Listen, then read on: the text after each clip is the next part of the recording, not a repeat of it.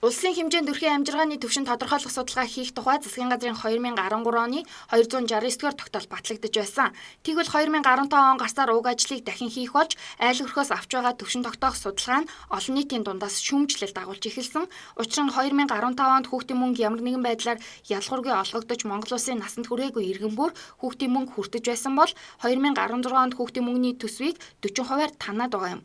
Нэг талаас улсын төсөв танах хэрэгтэй байгаа гэж ойлгож болох ч эдийн засгийн ямар шалтгаанаар үүдэлтэй байгаа нь төр засгийн буруу үйл ажиллагаатай холбоотой гэж хэлж болно. Мөн 40%-аар бууруулан тансан үнэлгээ нь ямар судалгааны үндсэн дээр тогтоосон нь тодорхойгүй байгаа. Харин амжиргааны түвшин тодорхойлох судалгааны тухай төрийн албаны зүгээс тодруулахад өрхийн амжиргааны түвшин тогтоох судалгаа ерөнхийдөө бол 2013 онд явагдсан. Манай хорооны бол 1000 гаруй өрхтэй 1200 өрх бол уг судалгаанд орсон байж байгаа.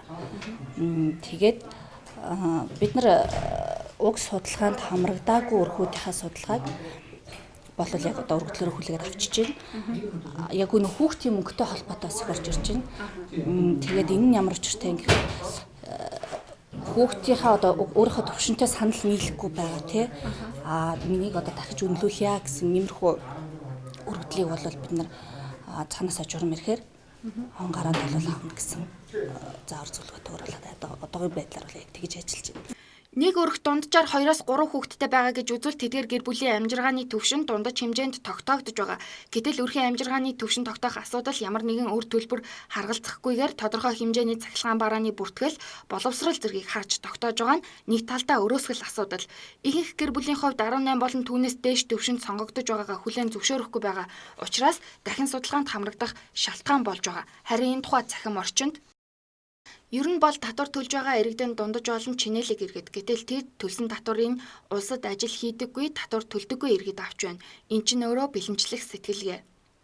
2013 онд ажилтай байрны өргүй амбул гуруула байсан гэд 20 дугаар төвшөнд нь багтаасан байсан. Гэтэл одоо би ажилгүй, зээлтэй амбул нэмээд тэр 20,000 нь их хэрэгтэй байх юм аа. Баян ядуугийн ялгаа өөрсдөө гаргаад байх юм аа. Хүүхэд сонгуул өгч чадахгүй гэд ингэж байгаа юм байх та. Болимоор юм, ичмээр юм.